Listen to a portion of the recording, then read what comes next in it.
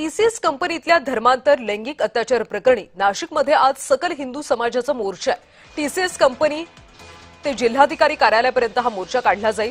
कंपनीमध्ये घडलेल्या घटनेच्या निषेधार्थ मोर्चाचं आयोजन करण्यात आलं। माहिती घेऊयात अधिकच्या आमचे प्रतिनिधी किरण गोटूर यांच्याकडून। किरण, आज खरं तर मोर्चा काढला जाणार आहे। टीसीएस कंपनीमधलं हे सगळं धर्मांतर प्रकरण होतं। मोर्चा कधी निघणार आहे, काय अधिकची माहिती?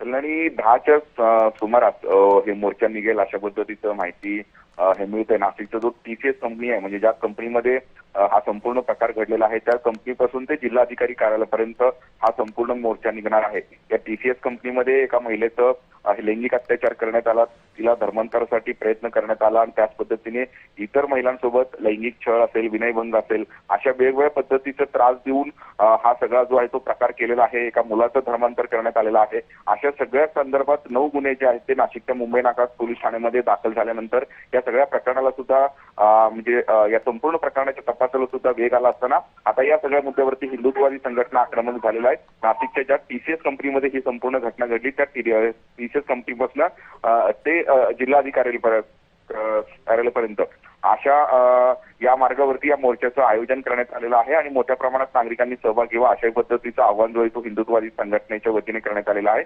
आणि या जे हिंदू सकल मोर्चामध्ये वेगवेगळे जे हिंदुत्ववादी संघटना असतील, राजकीय पक्षाचे नेते पदाधिकारी असतील, हे सामील होतील अशा पद्धतीचं माहिती मिळत आहे। आणि त्यामुळे या मोर्चामध्ये कुठलाही अनुचित प्रकार घडू नये त्यामुळे पोलिसांनी सुद्धा प्रिकॉशन घेतलेला आहे। संपूर्ण मोर्चामध्ये मोठा बंदोबस्त सुद्धा असणार आहे।